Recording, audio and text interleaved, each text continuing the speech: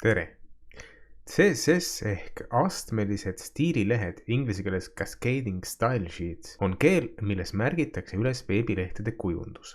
Vastavate reeglite järgi pannakse kirja, kuidas erinevad HTML elemente peab näitama, näiteks muutes nende värvi, teksti fonti, suurust ja nii edasi.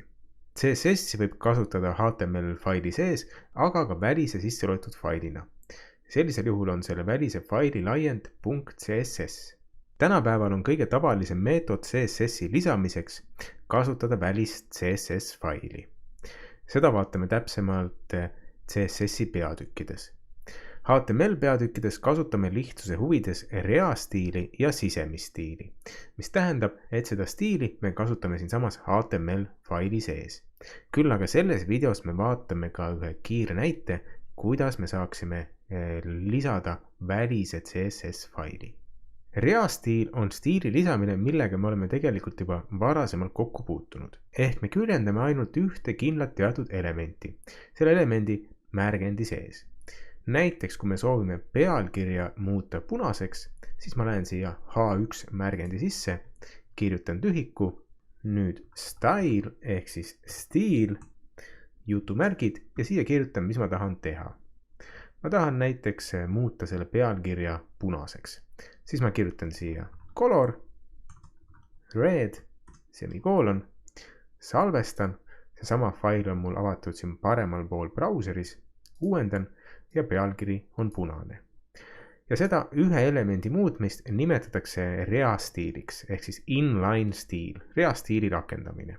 Lisaks sellele, kui me aga soovime muuta näiteks mitut elementi korraga, et meil on siin 4 lõigu elementi, 4 paragraph elementi ja me soovime, et nad kõik oleksid sinist värvi. Kindlasti võtaks see sellisel juhul, kui me hakkame tegema seda samal viisil, et iga B-märgendi sisse hakkame kirjutama, et style võrdub sinine ja siis, kui me ükskord ümber otsustame, et ei, tegelikult see sinine meile ei meeldinud, siis me peaksime hakkama jälle kõiki neid lõikusid ühekaupa tagasi muutma. Aga me saame määrata ka stiili kogu dokumendile. Ja selle nimi on siis sisemise stiililehe või sisemise stiili rakendamine. Selle jaoks lisatakse HTML dokumendi päisesse ehk selle head elemendi sisse element style. Lisan siia elemendi style, algusmärgend, automaatselt ka lõpumärgend ja siia 2 märgendi vahele kirjutame, milliseid stiile me tahame rakendada. Näiteks ma sooviksin, et kõik lõigud oleksid sinist värvi. Siis ma kirjutan siia lihtsalt B-tähe, loogsulg ja loogsulg kinni ja loogsulgude vahele ma kirjutan, mis juhtuks kõikide selle leheküljel olevate P-elementidena, paragraph elementidega. Ja ma tahan, et nad oleksid kõik näiteks punast värvi. Siis ma kirjutangi siia color, koolon ja red, semikolon. Salvestan, uuendan oma dokumenti ja kõik lõigu elemendid on nüüd samuti punast värvi. Kui ma tahan, et kõik lõigu elemendid oleksid sinist värvi, blue, salvestan ja kõik lõigu elemendid on nüüd sinist värvi. Ehk ma saan korraga muuta kõiki sellel lehel asuvaid lõigu elemente. Vaatame kiiresti ka, kuidas me saaksime kasutada välistiililehte. Ma teen siia ühe faili juurde ja siia faili sisse kirjutan stiili, mida ma tahan kasutada.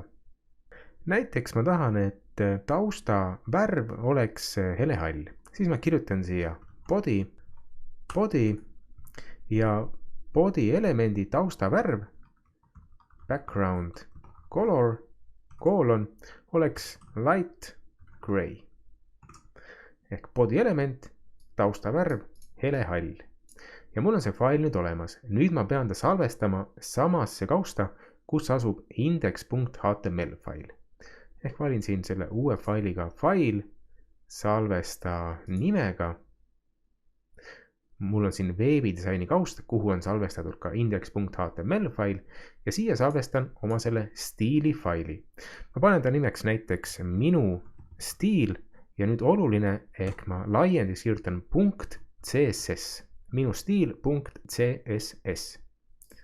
Salvestan ära. Meil muutus ka nüüd ta siin värviliseks ja me näeme paremini, et kus erinevad elemendid asuvad. Need on salvestatud. Lähen tagasi index.html faili sisse. Ja nüüd ma pean selle faili ka sisse lugema enda dokumenti. Ja sisse lugemiseks ma saan kasutada elementi link, mis tuleb kirjutada kindlal kujul. Link rel ehk relation, mis suhtes asub see lingitav dokument meie dokumendile. Ja me ütleme, et on meie dokumendile style sheet ehk siis stiilileht, style sheet. Ja me peame ka kirjutama, kus see leht asub, see stiilileht, mis me sisse loeme.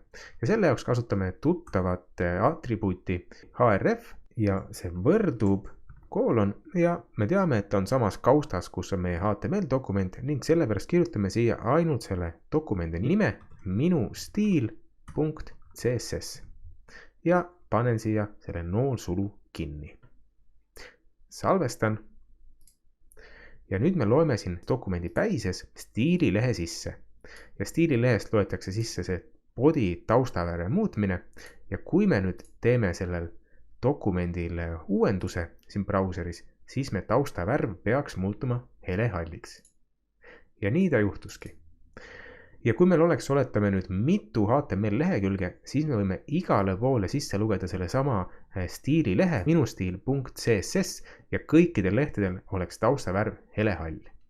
Ja kui ma muudaks sellel ühelt CSS-i dokumendis näiteks light gray asemel paneks siia gray, ma salvestaks selle, siis see taustavärv muutuks kõikidel meie lehtedel, mida me parasjagu kasutame.